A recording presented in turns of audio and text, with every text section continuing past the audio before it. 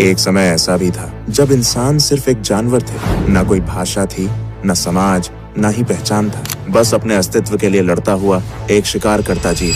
न उसे कल की चिंता थी, न भविष्य का कोई सपना। हर दिन एक जंग थी, भूख, डर और मौत से। यहीं से शुरू होती है जानवर से इंसान बनने का सफर। और उस सफर की सबसे पहली गूंज गूंजती है उन पुरानी गुफाओं की दीवारों पर। आज से अरबों साल पहले का वो समय जब धरती पर कोई इंसान, जानवर, पेड़ पौधे, यहाँ तक कि कोई भी जीवित प्राणी मौजूद नहीं था। सिर्फ एक उबलता हुआ आग का गोला जो सूरज से भी ज्यादा खतरनाक लग रहा था। ना कोई हवा थी, ना पानी, सिर्फ धधकती हुई गर्मी, अंधेरा और चारों तरफ तबाही। ये वही धरती है जिस पर आज हम खड़े हैं। लेकिन तब इसका वातावरण इतना विषैला और गर्म था कि जीवन का कोई सवाल ही नहीं उठता था। धीरे धीरे लाखों साल बीत गए। धरती ठंडी होने लगी, ज्वालामुखी शांत होने लगे और धरती का पहला समुद्र बना। इन समुद्र में विभिन्न रासायनिक पदार्थ एक दूसरे के संपर्क में आने लगे और एक अद्भुत प्रक्रिया की शुरुआत हुई, जीवन की प्रक्रिया। पहल सूक्ष्म जीव बने जिन्हें हम प्रोकैरियोटिक कोशिकाएं कहते हैं।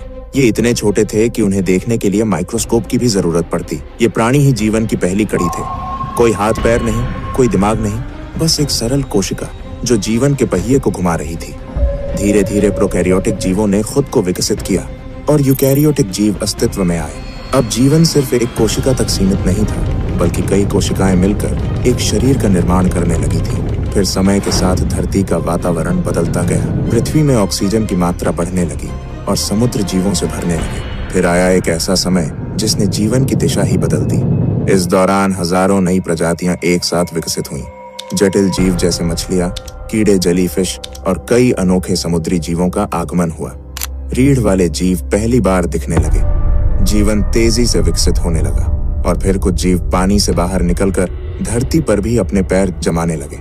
कुछ मछलियां विकसित होकर उभयचर यानी एम्फिबियंस बन गईं, जिन्हें पहले पानी और फिर धीरे धीरे जमीन पर रहने की ताकत मिली। फिर आए सरीसृप यानी रेप्टाइल्स। ये वो जीव थे जिन्होंने धरती पर राज करने की शुरुआत की। इन सभी के बीच धीरे धीरे विकसित हुआ एक ऐसा समूह जिसने आगे चलकर पृथ्वी के सबसे बड़े साम्राज्य को जन्म दिया, डायनासोर। धरती का सबसे दिलचस्प दौर जब डायनासोर पूरी पृथ्वी में राज करते थे, जो लगभग 23 करोड़ साल पहले शुरू हुआ था। डायनासोरों की दुनिया सिर्फ एक जैसे विशाल जीवों की नहीं थी, बल्कि ये एक पूरी जैव विविधता से भरी दुनिया थी, जिसमें हर प्रकार का डायनासोर अपनी एक अलग पहचान और भूमिका निभाता था।